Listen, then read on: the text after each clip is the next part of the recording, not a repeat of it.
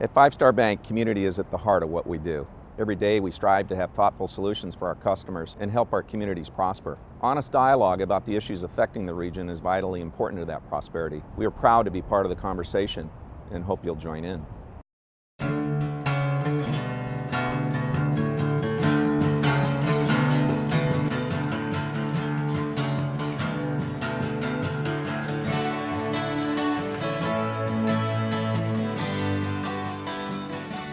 What does it mean to lead?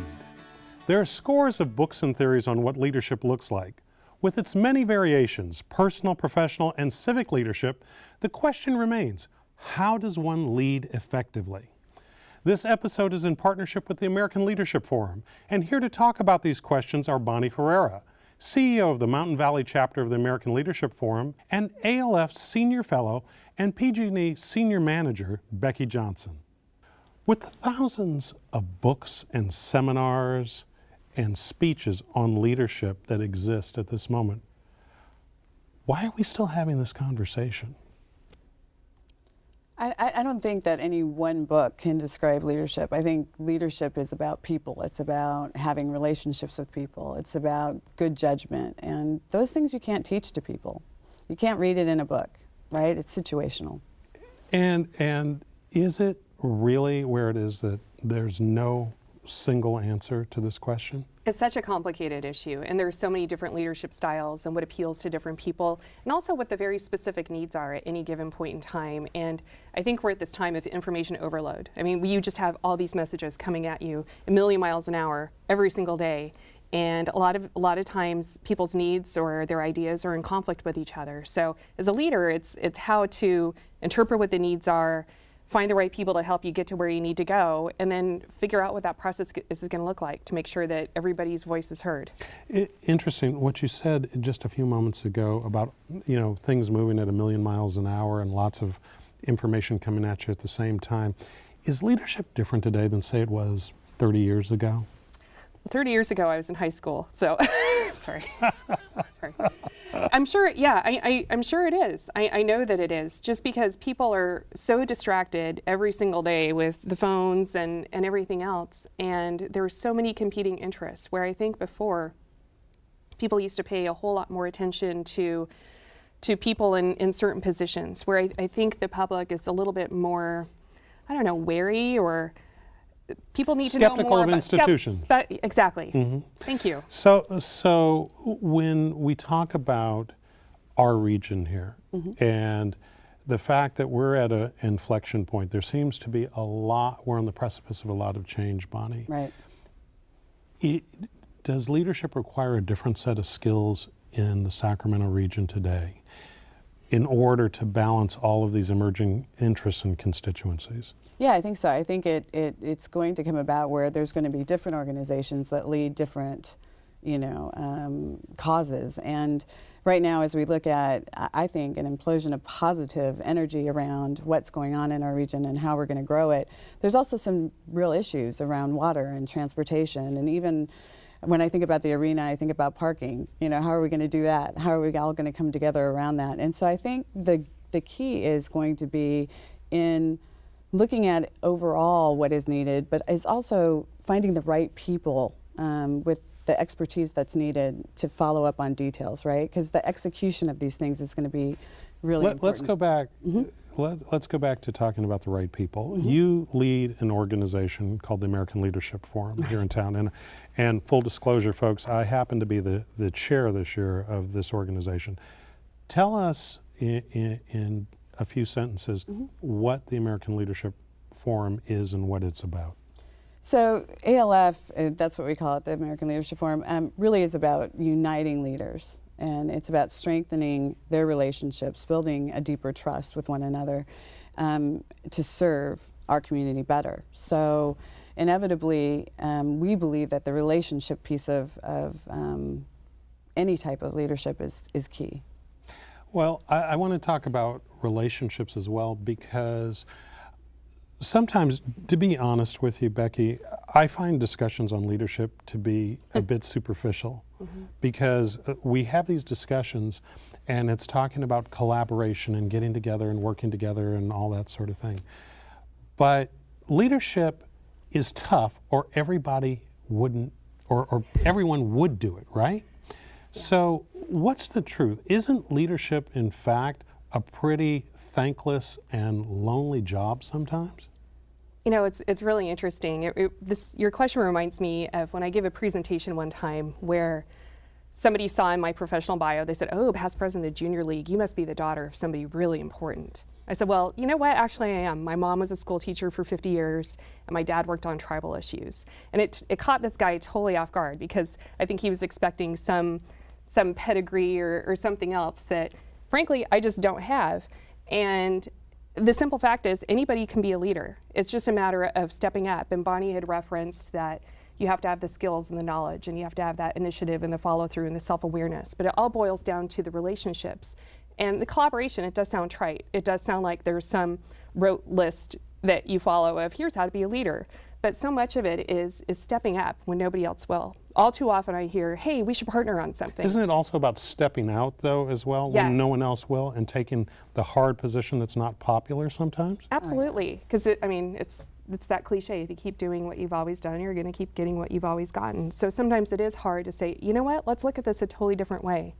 And you will get the people saying, oh, we tried that 10 years ago, it didn't work. Well, So- and I mean, let's be realistic. I mean, leadership is really about kind of stepping out of your own comfort zone. It's making those hard decisions. You know, there's a point at which people will forgive bad decisions, but they won't forgive somebody who won't make a decision. And I think that the key is that you are going to be lonely in leadership, and ALF specifically lends itself to creating those relationships so that you aren't out there standing alone, that there really is somebody standing in the fire with you when you make those really, really difficult decisions. Does leadership, though, require courage? An incredible amount of courage and self-awareness, to be quite frank. I think that when you make decisions as a leader, when you look at the problem and you say to yourself, I can't represent just Scott Syfax or just Becky Johnson. I have to represent a group or a region or a country.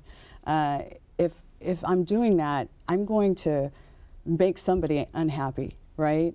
So it takes a lot of courage to stand in that. And it also takes a lot of courage because people don't know the backstory, right? So a lot of times— Give me an example of what you mean by that. So there may be something that's happening, and there may be constraints on what you can divulge to the public, to individuals that think they have a right to know. And you can't, and you have to hold that.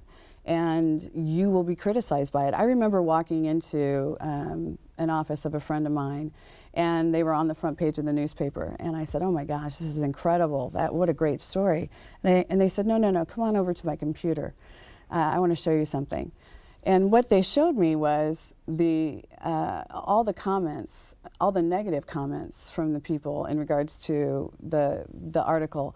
And I remember thinking to myself, my gosh, you know, when you step out, you are just, you're game. I mean, anybody can criticize you, right? I mean, so Yeah. I think it does take an incredible amount of courage. Let me read you both a quote and get your reaction to it.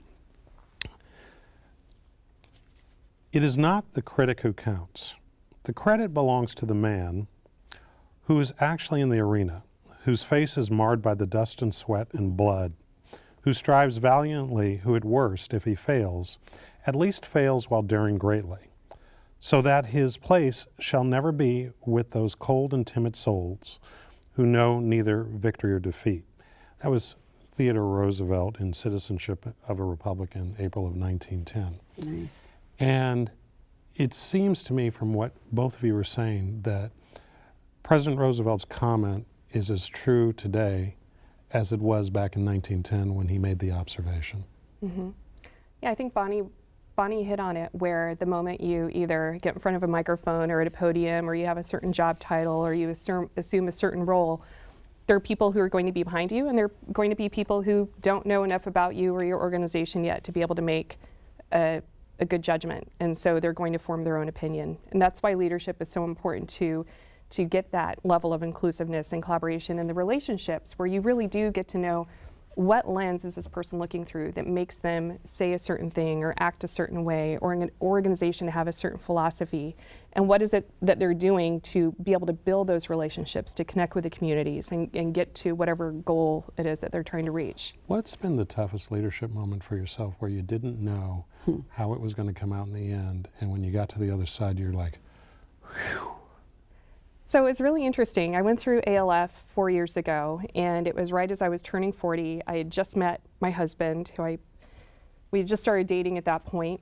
I was working for a big global conglomerate, working on all kinds of really exciting issues, but I was at that point where I was going, I don't know what else to do right now because I feel like everything is going my way, but I'm that type of person where I always need that next challenge. And what's that going to be? And I'd been through junior league and president of that, and I went through Leadership Sacramento and chaired that. I'd had all these leadership positions and I had these great job titles. There was this, I was great on paper, but inside I was thinking, okay, what's that next challenge? And leadership is kind of like flexing a muscle. You have to have that level of discomfort before you see the results of it. Sure. And so going through ALF, that was one of the bigger challenges because it makes you look inward. You check your title at the door. We don't care what your resume says, it's who you are and what are you bringing to the table as a leader. And that was really hard for me to just go, oh my gosh, I'm not all that stuff that's on my LinkedIn profile or on my resume. This is about me as a person. That's really interesting because so many times it seems that people can't separate their position from themselves and that they almost become sort of almost a captive of the title and role. How do leaders successfully wrestle with trying to decouple that, Bonnie? It's interesting, especially now as we see a lot of people, a lot of baby boomers retiring, and I think it's a very hard thing to do. Most of the time, if my ego is in any way attached to the position I hold, right? So if I'm an elected in any way or a CEO of a major corporation, somehow my validity, my own self-esteem is tied to that title. And when you lose it, then you lose part of who you are.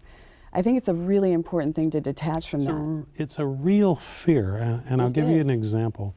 When I was in my late teens and early 20s, I was in the nightclub business, and I was really, really popular. You really were. I really was. And when I sold the thing off and decided to go back to school, and I was just plain old Scott again, this will be a shock, but people didn't return my phone calls anymore. Yeah. I wasn't either as good looking or funny as I used to be because I couldn't get anyone into a concert or anything else. Right. But I think that there is a real sense of fear that without the power of the position or whatever is the constituency you hold, that there's a loss, and you might be afraid that you may not have as many friends and allies as you thought you did. Yeah, I liken it to, it's like you're standing in the middle of a football field and all the stadium lights are on, and then once you don't have that title or that position, the master switch goes off and just darkness. And you go, what just happened? Nobody's here, nobody cares because I'm not in that position anymore. It's interesting about that because a lot of times the folks who I at least observe that really is a challenge for is elected officials. Yeah, it's a challenge. Yeah. And because it's sort of like those stadium lights do go out, and all of a sudden it's the essence of what you really are. Yeah. Right, and I think a lot of it, leadership is about power, right, to some degree. If it's not coupled with love or compassion or any of those kind of soft skills, right, then it really is an abuse, right? And if it's love without power, it's kind of anemic, right? So it's a balance of both. Of love and power, and that involves your soul, right? I mean, I know that when I lead an organization, whatever organization I lead, at that time, it becomes a part of who I am. I think about it constantly, right? I think about how to make it better, how to serve people more, So it's very hard to detach that from yourself. But when you realize as a leader that you do nothing by yourself, and that you're just as good as, you know, the team that you represent, and that there really is no organizational chart that can explain the success or the failure of any organization, I think that's when people have to get really real, and they do have to check themselves. Becky said their ego, but at the same time, knowing that it's not about you, it's not about me. It's so incredibly liberating. Where you go, oh my gosh, you know, there's so many people who have my back, who have my organization's back. They want to see us succeed, and sometimes it's just a matter of, hey, can you help me out here? Right. And I think as leaders, leaders are expected to have the answers, or people think that leaders are expected to have the answers, but really it's about asking the really good questions of what's taking shape here? What deeper insight can we find? What can we do to create change on this issue? Who else do we need to have at the table? And that's something that we're doing at PG&E, and it's an initiative that started just a couple of years ago, and I had this up locally for the 4-county region, is we bring together the heads of the different lines of business twice a month. And it's people who work for the company, but they might not know each other because one guy's in gas and one guy's in electric, and this woman over here is in a top level position somewhere else. And so it's a matter of bringing everybody to the table and go, okay, what's going on? What are we doing as a company? What are our community's priorities, and how are we addressing those? How are we ensuring that we're doing the right thing? How are we showing up as one? How do you think it's making a difference within your organization? It's making a huge difference. So things that used to take months and get caught up in a heavily matrixed organization, now we can solve things on the spot. But it takes a certain level of vulnerability and also servant leadership. Oh, stop there for a second. Yeah. A certain level of vulnerability. Talk to us a little bit about that. So how would it be walking in somewhere and you're the subject matter expert on something, being able to say, you know what, Bonnie, I know that this is my job, this is everything I do, I'm kind of stuck. I don't really know who to talk to about this, or this is an issue I haven't seen before. When people are looking to you as the expert. But it's to me, it's a freeing feeling to be able to say, hey, you know I'm at the top of my game, but I don't know everything just yet, and I need your help. This is interesting because coupling the word leadership with vulnerability isn't often used. oh, but it should be. Yeah, it should be. And that and coupling that. Tell me why. With courage, right? Because vulnerability, it provides a space to say, I don't know, I need help. I'm not perfect. I make mistakes. I make mistakes again and again, sometimes before I learn. That type of vulnerability, letting people know who you are, right, is huge. Telling my story to someone, telling my own personal story to somebody is, it puts me in a very vulnerable position. But it also gives you, you know, a heads up, a kind of an understanding and a knowing that I am as human as you are. And that is incredibly important. You know, we stand to be judged at the end of the day, right? It's not about necessarily what I accomplished, but it's about how I made you feel, how I walked away from our relationship that day. Did you feel good about it? Did you feel, you know, that you knew me better? And I think vulnerability means opening up with those other lines of communication that you wouldn't normally do. And that's what ALF does very well. We almost insist on that kind of vulnerability, and that's what creates the bonds that are deeper and stronger than most. Does that, I've got to ask this question. Do you think that that is harder for men to couple that courage and vulnerability than for women? And I have to make the gender comment because when we started off, we were talking about how you're supposed to have all the answers. The leader's supposed to have all the answers. And it seems that not showing vulnerability has, at least in the classic mold, been a part of leadership. And I don't know whether that's a solely male characteristic or not, but I am curious. I don't see it as a solely male characteristic. I was raised by the most incredibly pragmatic mother ever, and I have an older brother, and all the kids in our neighborhood were all boys, so I was raised with all boys because they were always at our house. And then going to UC Berkeley, you know, gender is always a pretty big issue. Yes, go Bears. Go Bears. And then working in male-dominated environments for my entire career, for me, I think that I also had that shield. I had that sheen of Teflon of, nope, can't get through here. I'm not vulnerable, totally strong. I got this. Oh, well, and I think there's Yeah. things that lead to that, especially as a woman leader. I remember being criticized once by a board member early in my career by saying, you know, he made a comment and I made one back, and he came back to me and said, well, you know, don't take it so personal, and kind of did a little pat on my on my back. And I thought to myself, are you saying because I'm a woman that I'm bringing too much emotion into this decision? And really what that does is it gets you stuck, It right? kind of 'Cause cuts you can't- off because it makes you it makes your anything you say. illegitimate Yeah. or not worthy of consideration. Right. So vulnerability, I think, to a level, right? Mm-hmm. And I think it's also just knowing your audience, right? It's kind of like what Shakespeare said, know your audience. And the key to vulnerability is know who you can be vulnerable with, who will hold that vulnerability in a way in which they see it as courageous and not as a weakness. Mm-hmm. And then how do you fit that into, how do you balance that with your organization's needs, no matter what type of organization you're in? There needs to be that balance of, yeah, sometimes you do need to be a command and control type of leader. Sometimes there Absolutely. is some sort of crisis type situation or operational whatever that needs to happen. So you do have to have that command and control. So how do you balance that with the servant leadership? How do you balance that with that vulnerability? And also recognizing, like what Bonnie said, just making that human connection, having that be where you're showing that vulnerability versus something where somebody might be advantageous and try to go, gotcha, I know what your weak point is now. Yeah. Well, you know, this word vulnerability has come up a couple times in this conversation, and it's coupled with courage and a couple other things, but it reminds me of an outcome that Dr. Martin Luther King talked about. He said that leadership doesn't follow consensus, it's the molder of consensus. But in order to be outside and to mold, you have to be willing to step outside yourself, as you said before, and be vulnerable and be open to the criticisms that Teddy Roosevelt talked about.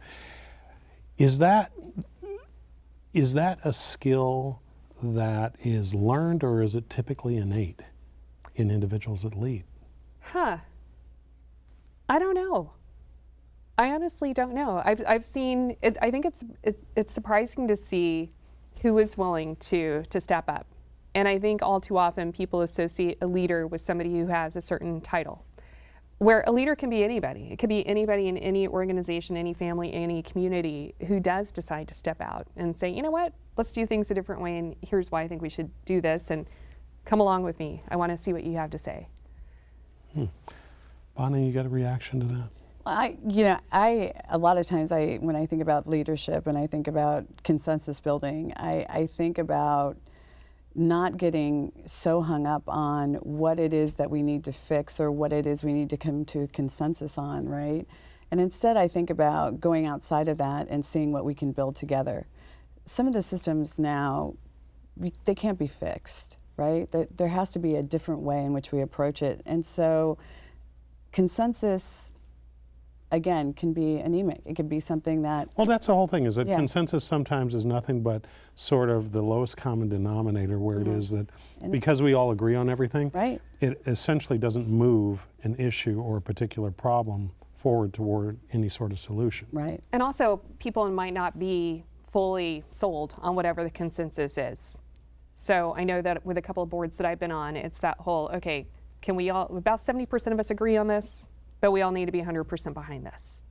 And not everybody is 100% behind it. Saying, oh yeah, I know that we're going to do that, and that's the consensus, but I really think we should do it this way. So how do you move past that? In our final moments, I want to ask the question, if you could give one piece of advice to someone who's about to step out and place themselves in a vulnerable position and wants to take a position of leadership very quickly, what one thing must they always keep in mind? Their own integrity. Becky? I would agree. Staying true to your own values is so important, and knowing that what you're doing, that that you are worthy and that somebody's always going to have your back. Thank you both. Thank you, Scott. And I wish you well on your leadership journeys. And that's our show. Thanks to our guests and thanks to you for watching Studio Sacramento. I'm Scott Syfax. See you next time right here on KVIE.